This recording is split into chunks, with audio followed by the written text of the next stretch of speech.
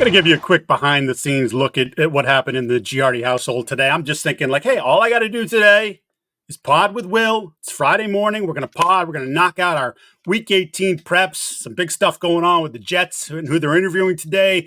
The biggest game of the year, at least during the regular season.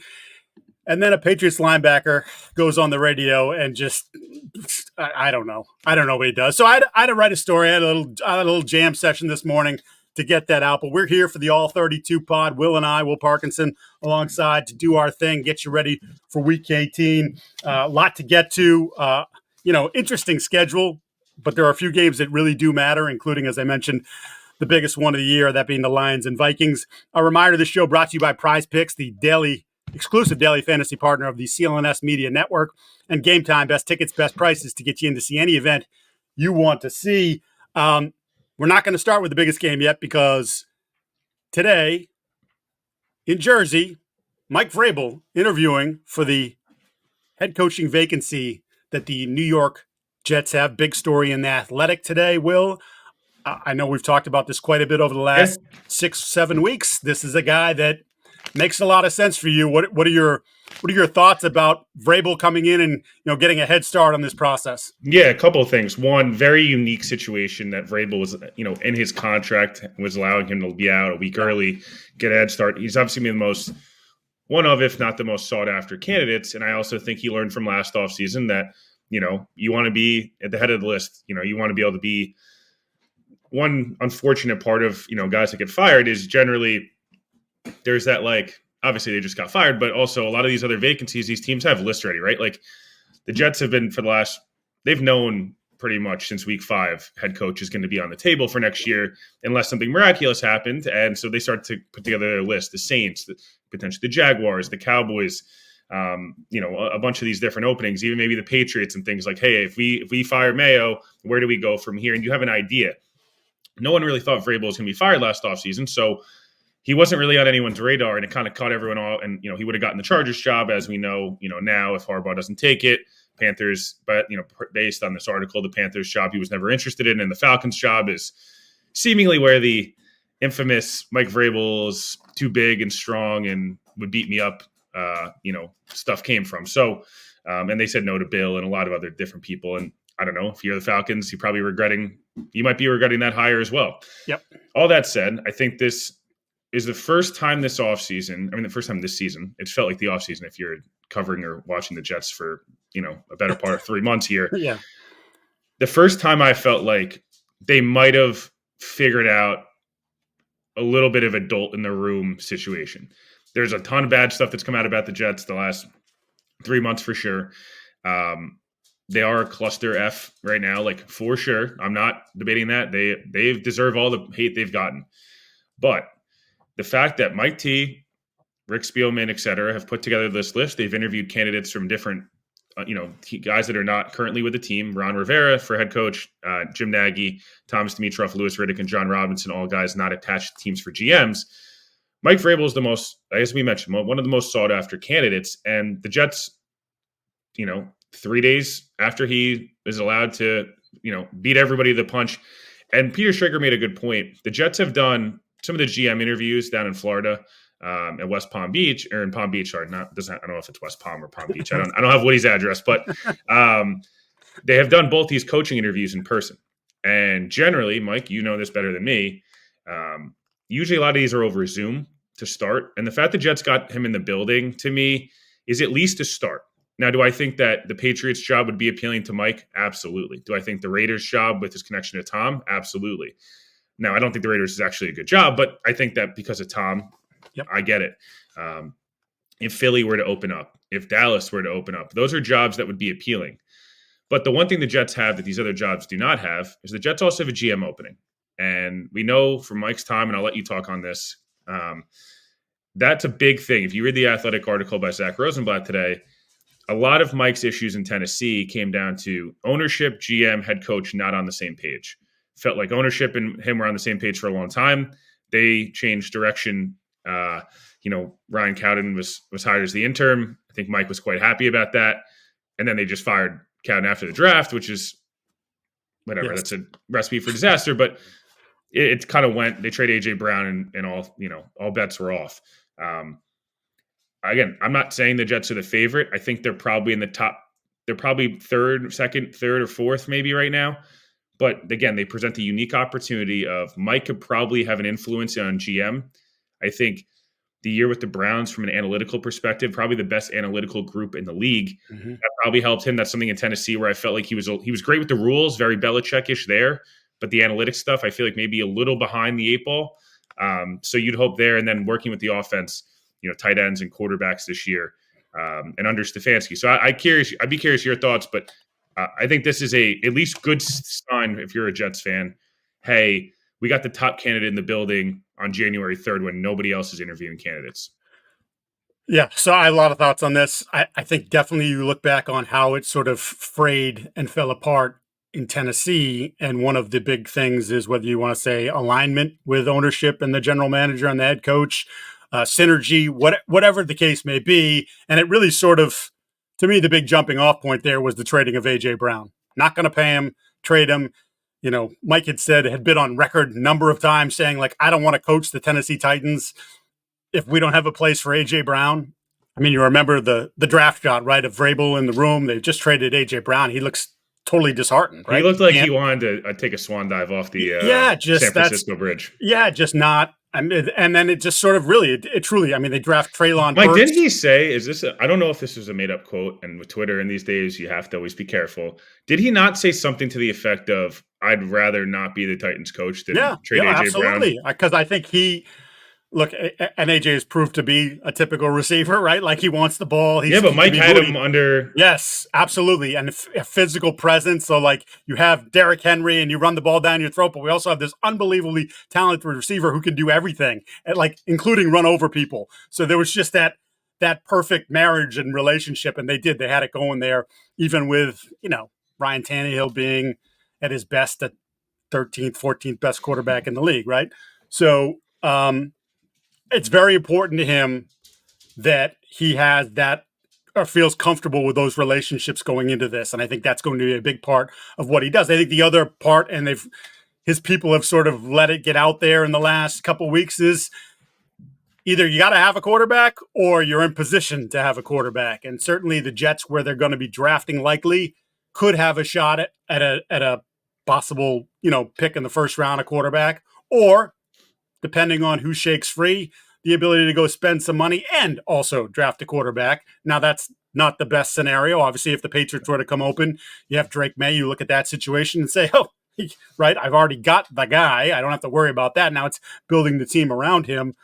So I think that'll be something that he has to consider. But I do think, to me, the Jets bringing him in the building while the season is still going on is, and I think Schragg's also kind of brought this up, is like, we're selling ourselves to you. It's not just you selling. We're like, hey, look what we got here. Look at what's in the building. Look what we're capable of doing. This city, the energy, the desire for this team to be great. And yeah, we haven't attained that for 14, 15 years, but like, you could be the guy that do this. And we know Mike's background is on defense. I don't know, Quincy Williams, Sauce Gardner, there are pieces in place. There are pieces in place where you can just say, like, okay, I've already got the foundation of a top 10 defense, which didn't play like one this year, but they're still somehow ranked 5th in the NFL defense. Although, the one quote, Mike, that I think we talk about this a lot, and we'll talk about this more as the season goes on, but every franchise, and I think the Patriots are in this spot right now. I think, the Saints are certainly in this spot. I think the Saints, when they hired Sean Payton, when the Chargers hired Jim Harbaugh, it's not just best coach. It's situation, it's timeliness, it's personality, it's all these different things. There was a quote from Caleb Farley, who ended up being a quite horrible draft pick, but we're not necessarily Caleb's fault. He's never should have gone. Bad injuries. Never should have gone in round one after all the injuries, but the talent was always there. Yep. Regardless, something Coach Vrabes taught me was, it doesn't matter what car you pull in on Sundays. It just matters if you're going to hit somebody in their mouth. Football's a grown man's business. It's a nasty business. There's no room to be sensitive. The Jets' biggest problem, I think, outside of anything else, is they are too sensitive and they are not tough enough right now, currently as constructed. That's stuff I would not worry about with Mike Vrabel. Now, if you want to make the argument for any job Mike Vrabel would go to, hey, he had 4 OCs in 6 years. Well, 2 of them got hired as head coaches, and they did have a top 5 offense under Vrabel, but we can ignore that if you want to. We can, it's the Patriot way. This is the one thing that I'd like people to stop doing. He's not a Bill Belichick guy. No. He's an Urban Meyer guy, which I know sounds horrible now, but at the time when you're learning under him at Ohio State, he's not. Mike also was a Bill O'Brien guy. And I know everyone goes, oh, Bill's under, Bill O'Brien they're not the same. Coaching trees matter where you start to me. It's not about, hey, you went to a spot for a year, or you went to a spot for 2 years, or hey, you played under that guy. That's great. This whole Aaron Glenn's a Parcells guy. Yeah, Aaron Glenn might be a Parcells guy because he played under him and he's his mentor. But Aaron Glenn's a Dan Campbell guy. Like Aaron Glenn's a Sean Payton guy because that's where he actually coached and learned. So Vrabel is an asshole for sure, but I also don't think that he's Bill Belichick. Like I think we got to separate these things, and I think Brian Flores is a Bill Belichick guy. He might be now a Kevin O'Connell guy, and it's changed a little bit, but that would be better for him if he did. Yeah, right. Flores is a Bill guy. When you're a coaching tree, and we'll move on to these games because we're going to transition into a game Flores is in. Just something to watch as this offseason unfolds and these coaching hires. It's about the personality and the scheme you're going to run, the personality you're going to take over. And Robert Saleh was a Pete Carroll, Dan Quinn type of guy. He wasn't Kyle Shanahan, and that was part of the problem.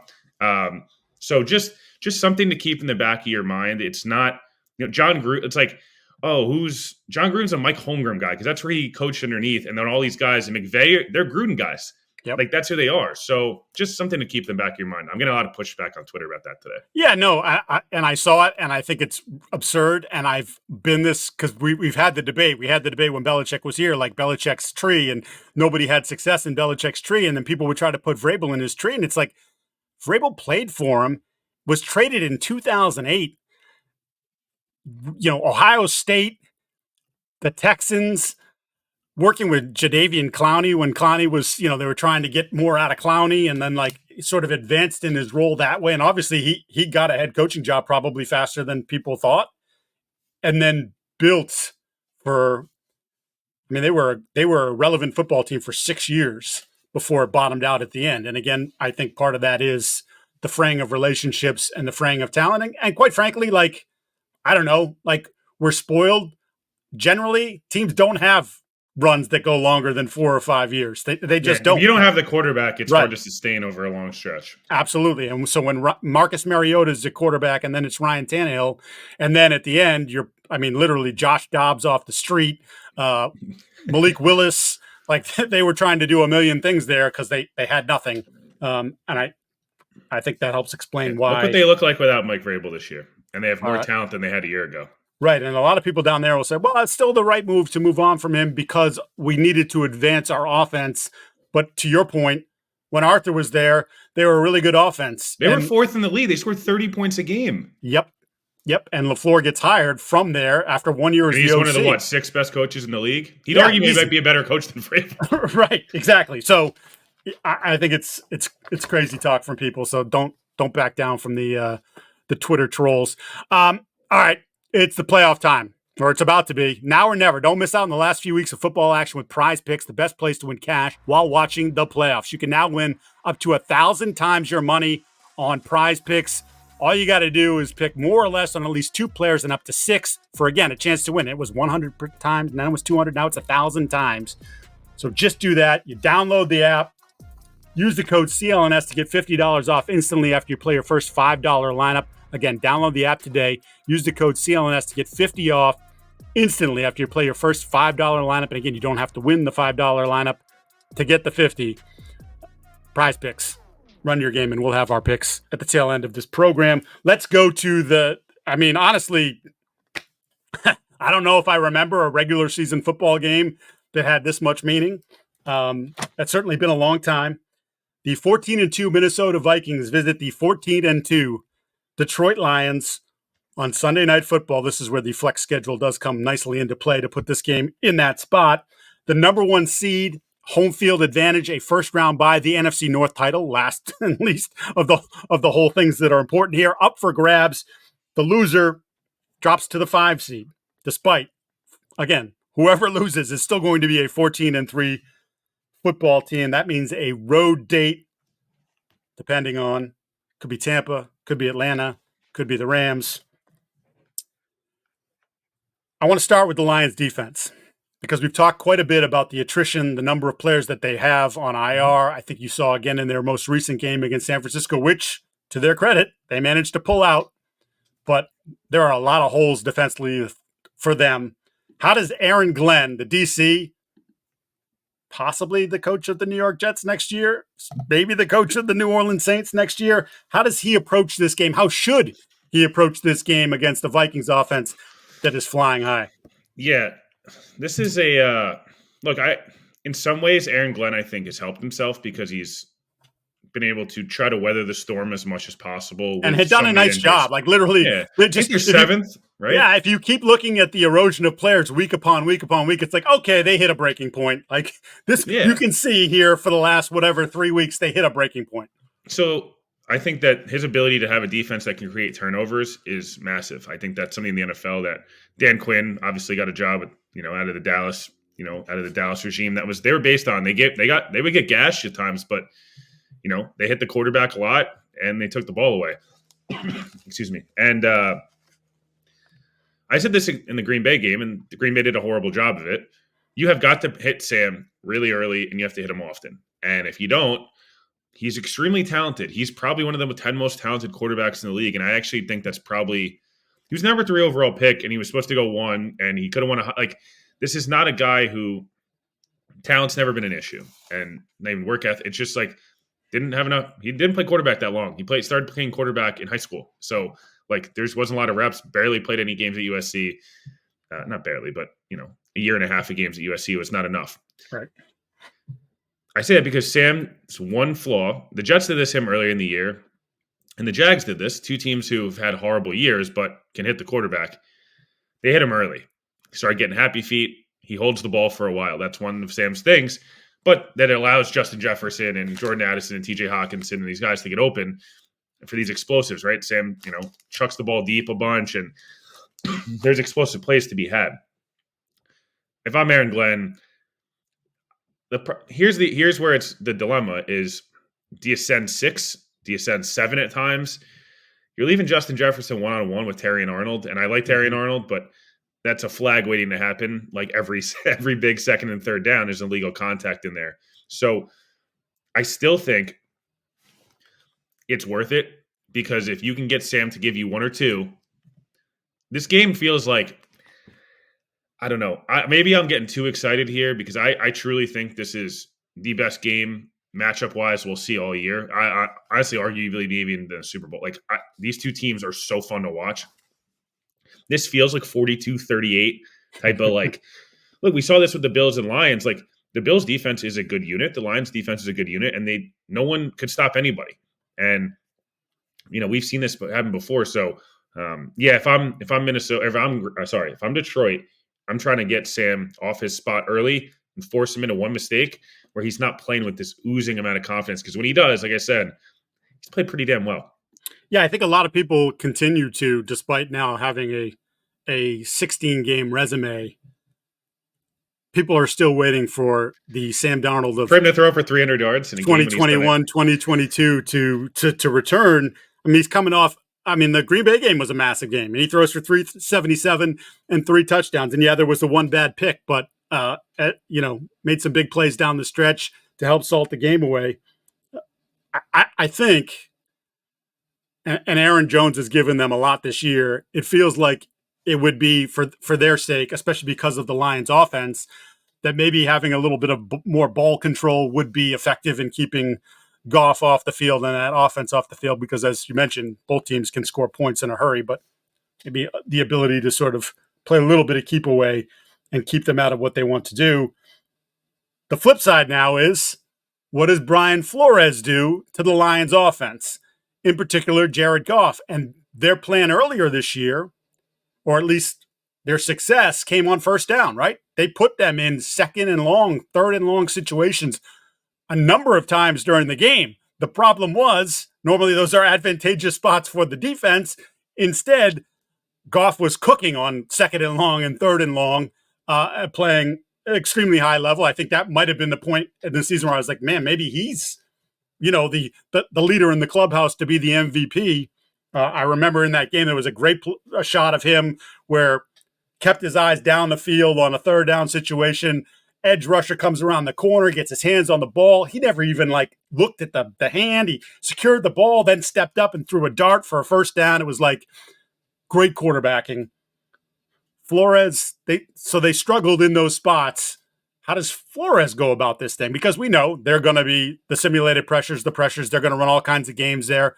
But this is a Detroit Lions offensive line that has played awesome football again for a better part of the year and seems to handle these games better than maybe anybody in the league. Yeah. Here, I'm going to answer this, but I want to throw one question at you first. Shoot. And this is going to go into the Lions have been extremely creative all year. Ben Johnson has done a lot of these things. He's run a couple plays the last few weeks in games that don't matter that I'm shocked they rolled out, but maybe there's a trick to the other trick, right? And we know that's a possibility. Is there a point on Sunday in which either team says, I'm not going to show my full ass? Is there a point? Because there's a very good chance we see this game again in 2 weeks. And I know you want to have it at home, but let's say it's 24-10 Vikings with 8 to go, or 24-10 Lions with 8 to go. Do you kind of say, I'm going to try to win here, but kind of with our basic stuff? Or is it too late in the year? How would you approach it if you were one of these coaches? I would say that if I'm Detroit, I'm not hiding anything because I'm so beat up, I need the first round bye. And not that Minnesota, look, at this point in the year, everybody's hurt, everybody's beat up, everybody could use the extra week of rest. But if I'm Minnesota, the way I'm playing, I could see saying, you know what, let's keep this over here. Yeah, because you'd be going down to Tampa, it'd be warm weather, at least. You feel the way they've been playing, you feel like I'm sure they feel like they could go anywhere and beat anybody. And I'm sure Detroit feels that way too. It's just the number of injuries they've suffered and maybe the potential of getting a couple of these guys back at some point during the postseason run. If you buy an extra week without a game, maybe you get 2 guys back that you wouldn't have in round 1 of the playoffs if you have to play it. So I could see the Lions saying, nope, we got to do what we got to do to win the game. I could see the Vikings, maybe there's a point in the game where you're down 2 scores. Do we want to – we could use this, but maybe we just save it for later and just try to keep winning or stay in the game the way that we had planned. But it's an interesting thought. But Flores has definitely got his hands full, and he's got, as we know, at least when it comes to the front seven, he's got the pieces to do what he wants. It's the secondary's ability to consistently play man that's probably the one area where they're weaker than he would like them to be. Yeah, it's just interesting. You look back at that first matchup, pretty much dead even first downs, total plays, total yards, 11 drives each, 391 to 383, pretty much same yards per play. They threw for the same amount of net yards. They ran for the same amount of net yards, same penalties. Time possession was pretty much dead even. It's nuts. These teams are truly really evenly matched. If I'm Brian Flores with Goff in this running game, I'm doing whatever I can do to take Jahmyr Gibbs out of this game, and especially in the passing game, because Gibbs got him. He had that, he had a big game. He had 2 touchdowns, 116 yards. It's not that Amon-Ra and these guys are not in JMO or not really good players. Amon-Ra was a first-team All-Pro last year. He's nasty. But Goff can run into a mistake, very similar to Sam and stuff like that. And I don't think the receiving core in Detroit is as good as the weapons. It's pretty comparable, but I would leave Minnesota there. Tim Patrick's their third receiver, and Tim Patrick is fine. But I think Hawkinson, that's all he is fine. Hawkinson's just a bulldozer, and Laporta hasn't had quite as good of a year too as he has. Whatever. They're all really good players. It's kind of a carbon copy of a lot of the same things. But when Gibbs breaks a home run, there's nothing more demoralizing as a defense than giving up a 70-yard touchdown run. It's passing touchdowns. You go, okay, you got beat. Running touchdowns, it's all 11 guys got beat on that play. So if I'm Flores, I'm using Blake Cashman to blitz a lot. And if I can take a preview of a more on a guy to get a sack on Sunday, Blake Cashman gets a $250,000 bonus for getting a half a sack. Mm-hmm. Keep that one in mind. Should have been a Pro Bowler, by the way, actually over Van Ginkel, but whatever. I get it. Yeah, if I'm Flores, I'm taking whatever I can do to get Gibbs out of the game. No Montgomery. I just feel like I'll take dink and dunk to Amon-Ra for like beat me 15 times with that. But Yeah. Gibbs beating me twice, 15 for 125 and 2 touchdowns again is not going to get it done if you're Minnesota. I mean, from a non-quarterback perspective, other than Saquon Barkley, maybe Jamar Chase. I mean, and certainly in the running back position, Jahmyr Gibbs has been the second best running back. Just absolutely phenomenal. And the one matchup I'm curious. I think we saw it a little bit. San Francisco did it on Monday night, and obviously they're a mess in their own right. How many times can O'Connell scheme to get something for either Hawkinson or Naylor over the middle, one-on-one with Campbell and one-on-one with, and if Anzalone does play, he hasn't played in a while. How many times can he get? Sam loves to throw that bender over the middle, and like he puts the ball in harm's way a little bit, but like he's got a cannon, so it works. That's the one we saw San Francisco get them twice. Some run action fakes and just right over the top 20 yards, hit him as soon as he hits that hash mark at 20 yards. If I'm O'Connell, I'm looking at that and I saw that on tape and said, yep, we're going to get you in a run fake.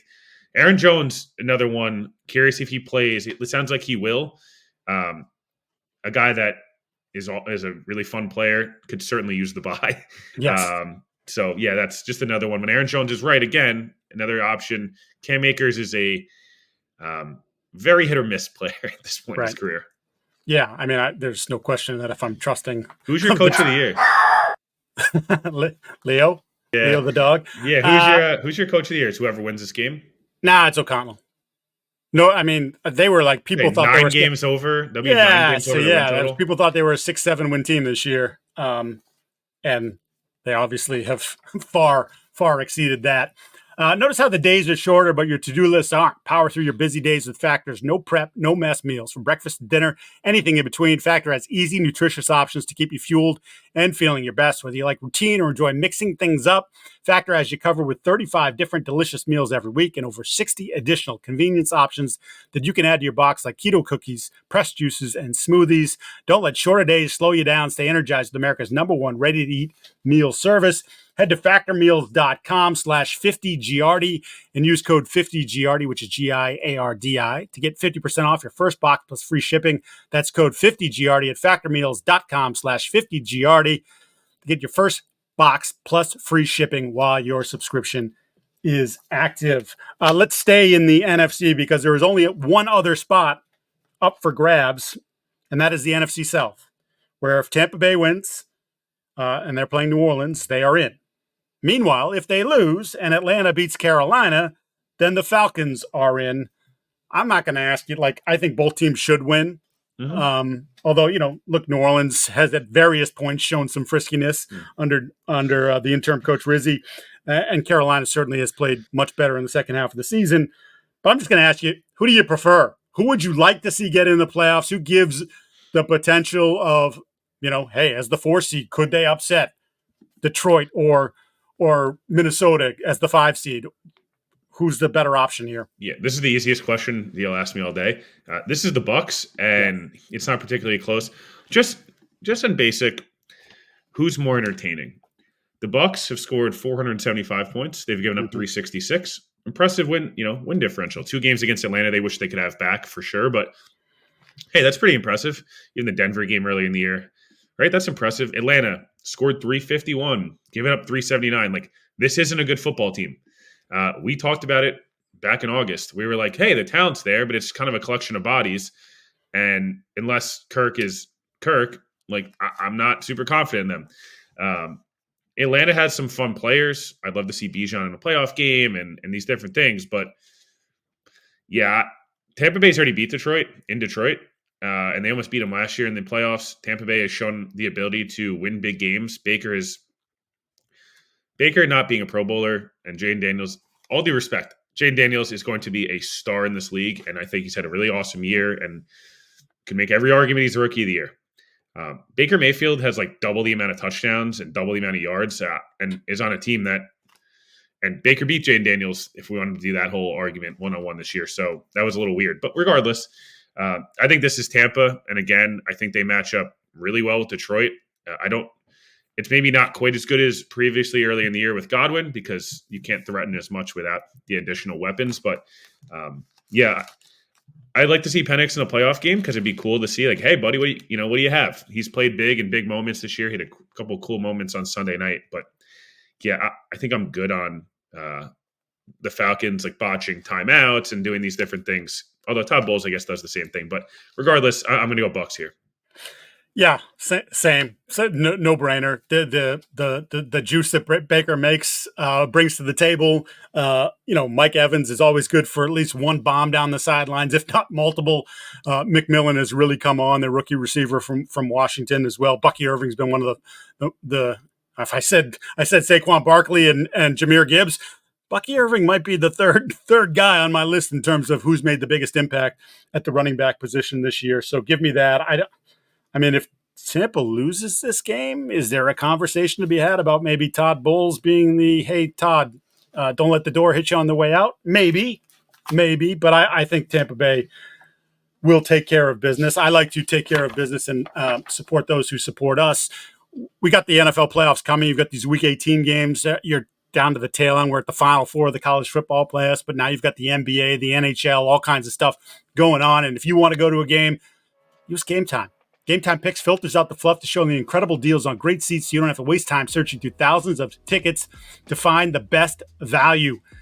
I mean, you can see the seat on the app. You actually get the view. This is where I'm sitting. This is what it looks like. There's no hidden fees in there. This is the price. This is what they do. There's also last-minute deals on tickets, and I've told this story before, but the Celtics home opener, like, there were last-minute deals on that. Like, I probably wouldn't have paid the price that I paid for the ticket had I bought it a week earlier. Instead, a couple people had some tickets out there. I got them. So just download the app today, create the account, and use the code CLNS for $20 off your first purchase. Terms apply. Again, create the account, redeem the code CLNS for $20 off. Download Game Time today. Last-minute tickets, lowest prices, guaranteed. All right, let's go to the AFC, where it's a little bit more complicated in terms of who gets in, who doesn't. You've got the Saturday game, the Bengals Saturday night at Pittsburgh. The division might be over at that point, Pittsburgh and the Ravens, because the Ravens play earlier in the day, the only other game on Saturday. So the Ravens could lock up the division if they beat Cleveland, which I would expect that they would, which means what are we playing for? If you're the Pittsburgh Steelers, you're playing to play better than you've been playing, obviously. Yeah. You don't love Cincinnati. You wouldn't mind just knocking Cincinnati out of this thing. But Cincinnati needs the win, and then they'll need the most help to get in. Denver and Miami both must lose. Cincinnati must win to get in. Meanwhile, Denver's the one with the easiest path. They're hosting a Kansas City team that is not going to play Patrick Mahomes, may obviously sit plenty of other starters as well. So it's Carson Wentz coming into Denver against that defense. All Denver has to do is win. They're in the postseason, would knock anybody else out. Miami will be without Tua for a second straight week as he's dealing with the hip injury. So that means another Snoop Huntley start against your Jets. They have to beat the Jets. Denver has to lose. Then Miami gets in. Let's just put this out there right now into the universe. Nobody wants to see Miami in the postseason, except for Miami fans. They don't want to see it. Not interested. Don't care. So Cincinnati or Denver, obviously, as I mentioned, I think Denver has the easier path and should get it done. But, stranger things have happened. Sean Payton, not always great with his game management. Bo Nix is a rookie quarterback, and the defense has taken a step back here in the last month. What do you want? Who do you want to see out of this group? Yeah, so I want to see the Bengals. Purely on quarterback play and offense alone, very similar to the Bucks, answer and things like that. The Bengals Bills would be a really, really fun matchup. Like it just would. I mean, the Bills would be favored and 100%, and they should win, but either way, it would feel like we're getting another, the Rams Bills would feel a lot like Bills Bengals. It would, in a lot of ways, where it was like, oh, what was that, 40, 48, 46 or 48, 44, whatever that was. It's kind of what that game would feel like. So that's that answer. I think what ends up ultimately happening is Denver is going to win on Sunday, and it's going to kind of make this a moot point. I also think the weird scenario to me is if Denver loses, can Miami figure it out? Because no Tua in the cold, they have to win. And to be fair to the Dolphins, they did play well in Buffalo this year, which for them is shocking. If Mike McDaniel can't beat this Jets team in a must-win game, at some point you have to go like, are you just not that good? Like, not saying he's a bad coach. He's not at all. And I think he's done a lot of really cool things, and he got Tua paid and all that stuff. But, like, the Jets this week, yesterday, Quentin Williams, Sauce Gardner, Morgan Moses, Tyler Conklin, like a bunch of guys didn't practice. Breece Hall's likely going to be like limited. Like Rodgers is totally done. You know, there's just like the stadium's going to be a quarter full. You have to win this game, even if it's with Snoop Huntley. So I think the Broncos end up making it. I think the Bengals win on Saturday and make it like at least fun. But I think Broncos end up winning. And again, Miami is the one interesting one because if the Broncos do lose, the Bengals still need Miami to lose. And if you're the Jets, do you really want to win this game? As much as I'm never going to say to root for a loss. I think it's dumb. But in this case, you would get a higher draft pick. You probably, look, we'll talk about the Patriots in a minute, but I weirdly feel like the Patriots are winning this game. I think the Bills would be happy to have knock the Patriots out of range and the Eagles to knock the Giants out of quarterback range and stuff like that. Also, there's a good chance if you're the Jets, you kind of want to put yourself in position where there's no issue with Rodgers is just going to walk away. Like you don't want the little bit of false hope, but at the same time, knocking your arch rival out of the playoffs would be, a nice token to end a really miserable year. So Denver gets in, but Cincinnati and Denver both win, and everyone's like, damn, I much would have rather see Joe Burrow, Josh Allen than Bo Nix, Josh Allen. Yeah, that's exactly where I'm at. I mean, and look, Cincinnati did this to themselves. We talked about it a zillion times, the loss to the Patriots, the loss to the Commanders when they didn't punt. There's just a multiple of opportunities to be in a better position than have to chase this. But their defense has been wretched, and Zach Taylor hasn't covered himself in glory a couple times with his clock management, game management either. All right, let's move on to, and I don't want to spend too much time on this because, again, the Patriots are a hot mess, and they're 3-13, and they are finishing up a season against Buffalo. Buffalo is playing their as many JV players as they can in this game. Josh Allen will start, but he's going to be out of there, according to Sean McDermott, quickly. Just wants to extend his game-started streak, which matters to him, and I don't blame him, especially the way he plays. But the Patriots, currently the number one seed in terms of draft position, the NFL draft. But Jelani Tavai, Patriots linebacker, you probably, I don't know, hardcore fans probably know who Jelani Tavai is, but I think most people probably like, who? Starting linebacker for the Patriots has been in the last few years. He went on a Boston radio station, WEEI, on Friday morning. And again, we're taping this. It's now 10:56 in the morning. I was going to have a nice peaceful day, as I said. I was just going to pod with Will and chill. Some of the guys on the Patriots beat are getting together for a beer later today. Like, it's just going to be a nice, low-key day as we finish a long season. And Tavai went on the radio and he was asked about the booing on Saturday's game against the Chargers and the Fire Mayo chants, of which there were some in the stands. He mentioned that at one point he was frustrated and he said, I quote, "I definitely think I told a fan to quiet down in a non-polite way." Okay, that's fine, right? A little agitation. You're losing. You get your butt kicked in. Best to shut your mouth, but these guys hear it. So Jermaine Wiggins, who was a former Patriot, former NFL player, a Boston guy, he's one of the co-hosts on the show, said, well, Johnny, can you at least understand why the fans would express their frustration with this team, especially it's a miserable day on Saturday and you're getting run out of the building. Like it's not a non-competitive game. Tavai, and I'm going to quote him from my story in the Boston Sports Journal, quote, "There's a reason why they're fans," he said. "Everybody can say what they think we should be doing, but in the long end, they're not qualified to do what Mayo is doing or whatever the Crafts are doing. They're fans. I appreciate them at times, but sometimes they just got to know their place and just understand that it's a work in progress. Rome wasn't built in one day." And then, as all these Patriot players and sort of following the lead of Jerod Mayo, have been want to do this year. They compared themselves to the Dan Campbell 2021 Detroit Lions. He said, and Tavai has at least he was on that team during training camp before getting cut. And ending up with the Patriots. And he said there have been teams that have shown work in progress, teams like the Lions, 4 years ago when Dan Campbell took over. What was their record? You guys remember what their record was? It was 3-13. Oh, okay, he says. And then these past 2 years, like, I'm not trying to compare, but that's a goal that we're trying to develop here in the new regime. That's the vision to get to how the Lions are improving. That's the type of team that we see ourselves at as a playoff contender. And unfortunately, that's not like it this year. Devon Gottschalk took on the fans after the game, said it was ridiculous that they would boo the coach and say fire Mayo. Dietrich Wise, a veteran, more let's call him a more stable presence, also said, like, I get it, but like, what are they doing? This team is so frustrated with their own performance and frustrated with how they're being covered now. Like there's been a few, I'd say in the last couple of weeks in particular, there's been some push and pull with the media a little bit. Now you have this with the fans. It's like, again, this is the playbook of a bad franchise and a bad team. And this is what happens when you are a bad franchise and a bad team.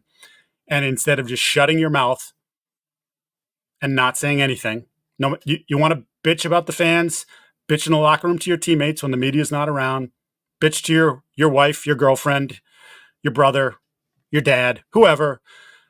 Attacking the fans when they help pay your salary, like, it's just so short-sighted. It's just stupid. And I can tell you this, and we've talked about this, Patriot fans are extraordinarily frustrated, right? Because this is year 5 now post Tom Brady, and you become irrelevant. And in some ways you become the laughing stock of the league in the last year and change.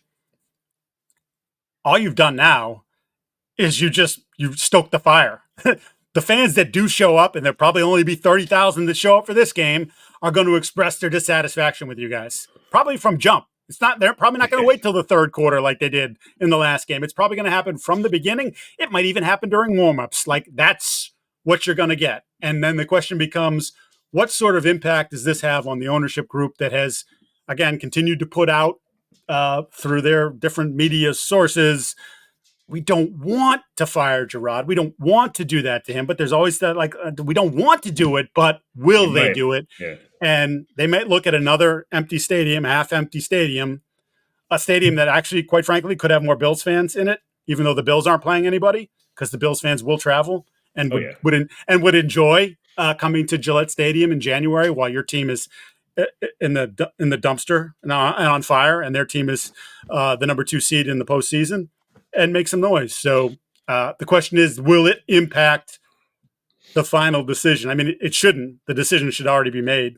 The best decision for the football team is to move on, but will they? I don't know. I know they're going to move on from Van Pelt. I mean, that to me, that's a guarantee. But it's whether they blow the entire thing out is the big question. It's crazy. Yep. Look, we saw this last year with the Giants, and Evan Neal, it's a famous Don LaGreca rant, but Evan Neal said that Giants fans booing them go back to flipping burgers. And Don went on the whole cut his fat ass, it's one of the best rants in sports media and sports radio history. But the point is, fans sometimes cross the line, for sure. Fans can be not great people. They can do bad things. 100%. All of that stuff's true. Fan is short for fanatic, all that stuff. It's never worked taking on the fans. It never will work taking on the fans. It doesn't work. It's just, there's no reason to do it. And with all due respect, unless you're Tom Brady or Patrick Mahomes or even Julius Pepper. I'm just using, unless you're a Hall of Fame level player, definitely don't do that, because you are going to get fried. The second you get beaten coverage by James Cook for one drive on Sunday, the entire fan base is going to eviscerate you. That's one part. The other thing I would say is, I think the best move would be to move on from Jerod, but I will say, while I don't think it's going to get that much better for him in a year. He has, again, his argument is a fair one. Like, hey, you gave me the worst roster in the league, and I had no real pick of staff. Like, he's gonna do like, hey, like this was never gonna be a 1 year thing. We were competitive in 6 or 7 1-score games. We won a couple. Hey, we're the number one pick. Like, give me another year. Look what I did with the quarterback. I'm not saying I would even agree with all of it. I'm just saying that's going to be the argument. We talked about it last show. I do think does Robert Kraft have the stomach to do this? I am not convinced he does. This is a guy who put out a puff piece on himself and crapped all over the 6-time Super Bowl champion head coach for 6 or 7 hours worth of a documentary that he produced, and then made them have a press conference to say, me and Bill are on great terms for parting ways. Bill had his best quote since being on TV a couple days ago.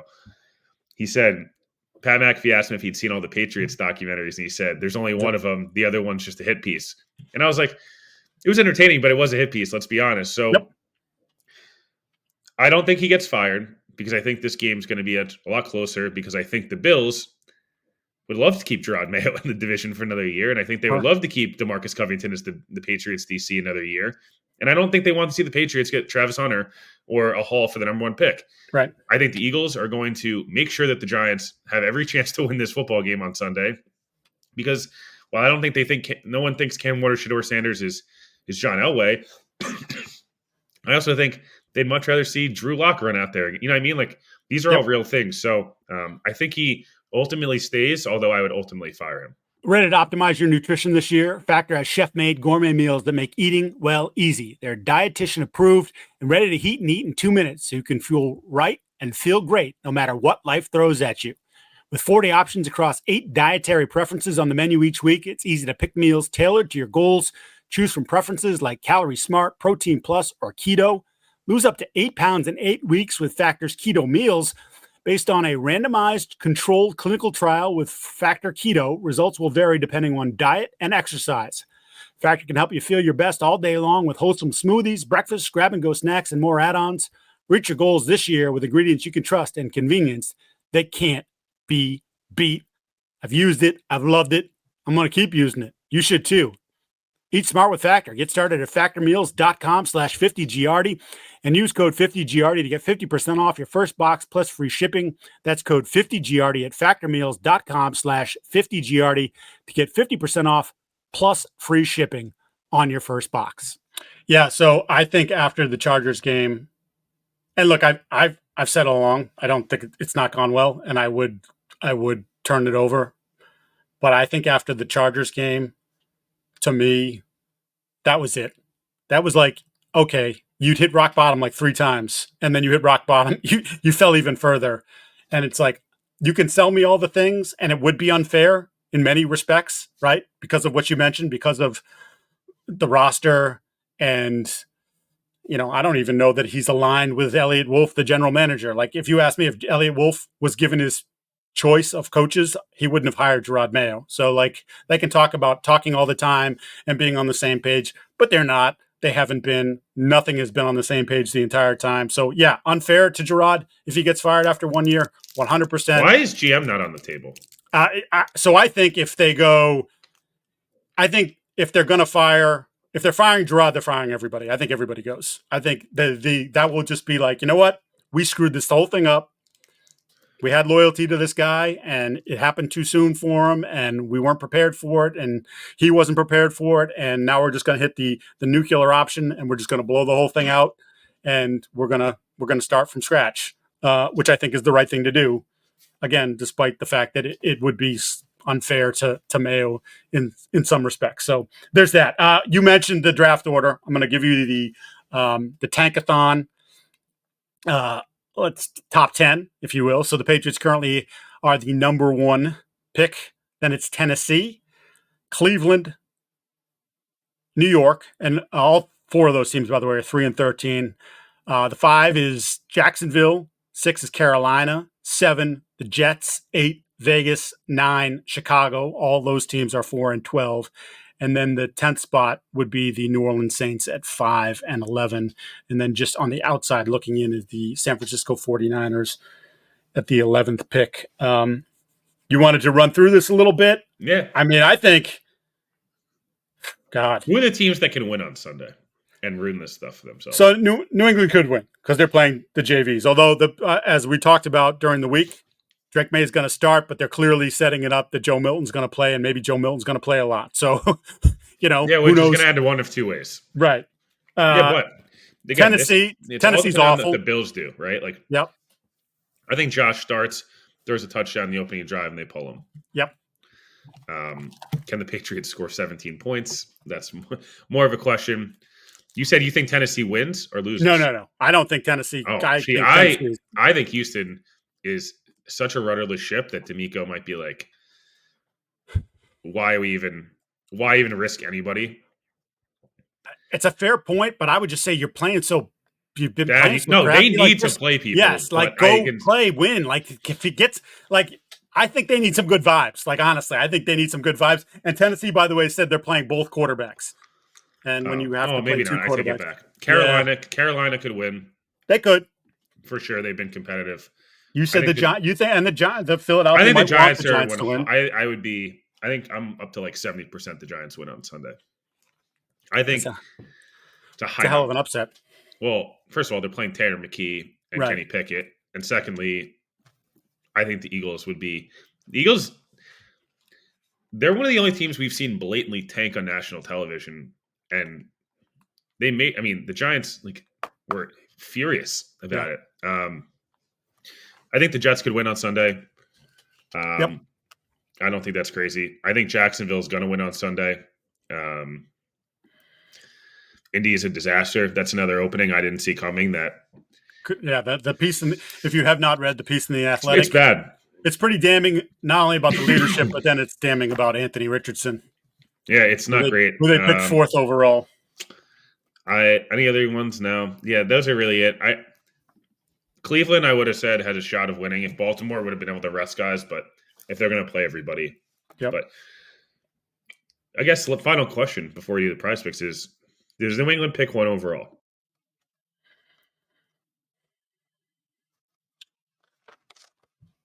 Yes. Yeah, they do. I'm going to say they end up picking second somehow. Yeah. I don't know. I don't know how, but I guess they'd have to win, right? But would they? How far are they? I don't guess we can. The worst they can fall. They can't fall out of the top five. If they win, they cannot fall out of the top five. Cleveland picking one would be really interesting, right? Personally, because wouldn't you have to pick a quarterback if you're them? I guess. Or do you think you're going to suck? Or do you think you're going to suck again and be in position for, in theory, and again, it's just on paper because we go through this every year. Do you trade back and stock up?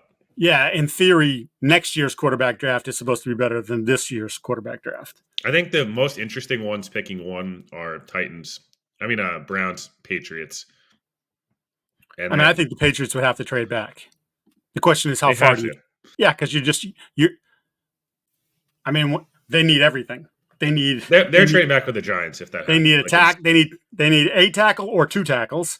They need two wide receivers, including a one. And I know everyone talks about the T. Higgins thing. Of course they're going to go after T. Higgins. And so are probably the Chargers. So are probably the Commanders. And there's probably 3 to 4 other teams that I'm not thinking of in this very moment that have money to go and say, we'll pay that guy $35 million a year. And by the way, that's what I think it's going to be in that range. If Calvin Ridley can get what he got, T. Higgins, younger, better player, it's probably where it's going, and the cap is, as usual, only going to go up. So, yeah, it's probably in the $32 to $35 million range. So there will be other teams. What's to stop Vegas from saying, we'll throw you a crap ton of money? No, I'm not saying he'd want to go to Vegas. I'm just saying there's a lot of teams on that list of franchises that we just talked about. I mean, Indianapolis could be a team, especially if they have a change at general manager, because we know Chris Ballard, who's had his job for 8 years and doesn't win a playoff game. Yeah, a lot of picks. They've been one who likes to build through the draft, but maybe when they look at their receiver room and say, finally, hey, let's just go get somebody, a real guy. Yeah. And instead of trying to piecemeal it together with Michael Pittman, who's a B plus player, Pierce is a C plus, a B minus player, and like go get it. Mitchell goes from an A to a Z depending on the Yeah, drive. you just try. I just so they'd be interesting. But I think that the thing for them is then, first of all, I don't think you're going to get the haul. The last two quarterback trades were the 2023-24 draft. The Bryce Young thing, and it was. Oh, I wrote it. I should. I think it was really it's 3 1s and a 2. Yeah, and then the last one prior to that was the Jared Goff trade for the Rams. 2 2s. Yeah. Like that. So I don't think this draft gets that, but you're still getting a haul. You're still probably going. You're getting the first this year, a first next year, another high pick, whether it's in this year's draft or next year's draft, a second or a third, that sort of thing, and maybe you're getting a player. Which the Bears got DJ Moore as part of that whole package in trading off the spot for Carolina. So, but you can't go too far back, right? Because while you have a lot of holes you need to fill, you also don't have blue chippers.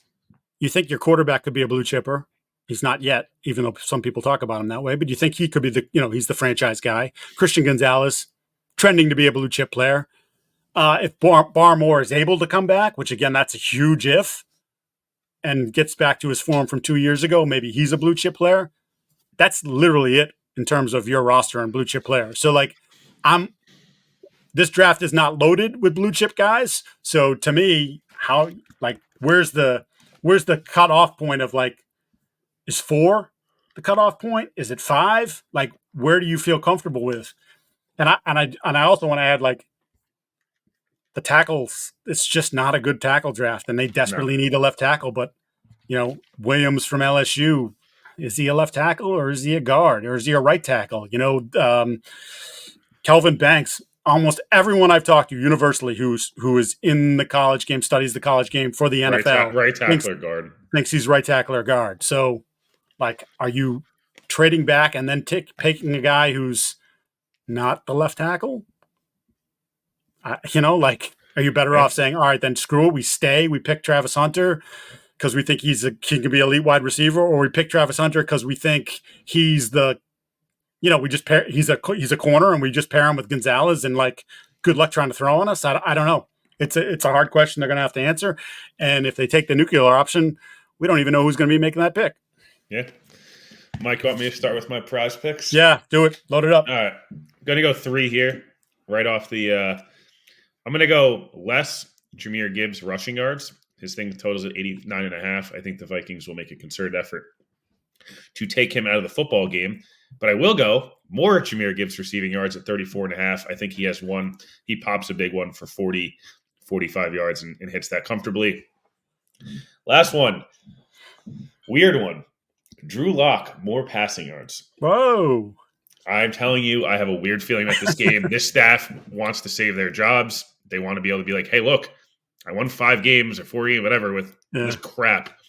So Drew Lock more, Jahmyr Gibbs more receiving yards and less rushing yards.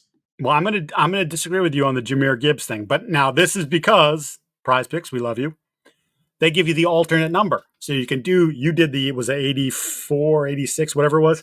There's a 69.5, and I'm going to say more. It might just be a little bit more, but I'm going to take Jahmyr Gibbs more than 69.5 rushing yards.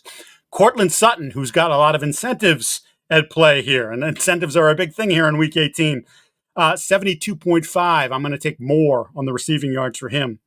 Derrick Henry, I believe there's $500,000 at stake with another touchdown. So I'm going to take more than a half touchdown for Derrick Henry. And Mike Evans, who is flirting with 1,000 yards for, I think it's the 9th straight season or 10th straight season. And there's incentives involved with that. The numbers jumped a little bit. It's 98.5, but I'm still going to say more than 98.5 for Mike Evans. And that, my friends, are your prize picks. And that is a wrap up on the Week 18 preview. Mike Vrabel, Patriots, all the good stuff. We will be back on Monday to recap what should be a fun weekend. And we'll have our playoff seeds all figured out. And then we get into playoff football mode. And I'm sure that both the Jets and the Patriots will make a lot of noise between here and now. And there'll also be Black Monday. So we'll have some firings, probably fast and furious. There'll probably be some on Sunday night that we'll know before we even tape the pod on Monday that have already happened. So that's it for this edition of the All 32 Pod. He's Will Parkinson. I'm Mike Giardi, and we'll talk to you again next week. It is caught! Touchdown! The New England Patriots select Drake May.